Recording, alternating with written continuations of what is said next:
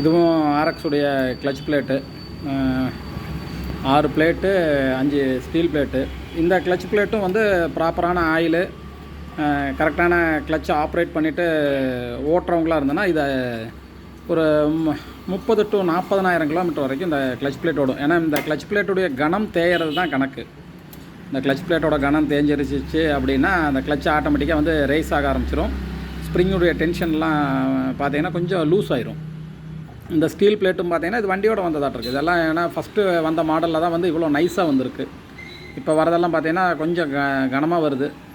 ஏன்னா இந்த பிளேட்டெல்லாம் தேஞ்சிருச்சுன்னா மட்டும்தான் இந்த கிளச்சு ஸ்லிப் ஆகிறது, கிளச்சு கத்தி ஓடும். வண்டி எக்ஸலேட்டர் கொடுத்தீங்கன்னா ஃபஸ்ட் கியரில் கொடுத்தாலோ இல்லை 2 பேரை வச்சு உட்கார வச்சு இழுத்தாலோ வண்டி கொஞ்சம் ஒரு மாதிரி ரைஸ் ஆகிட்டு அதுக்கப்புறம் தான் மூவ் ஆகும். இதுவும் பார்த்தீங்கன்னா கிட்டத்தட்ட 30 to 40,000 கிலோமீட்டர் வந்து இது ஓடும். இது எல்லாமே வந்து கொஞ்சம் அவங்க கஸ்டமருடைய மெயின்டெனன்ஸில் தான் எல்லாமே இருக்குது.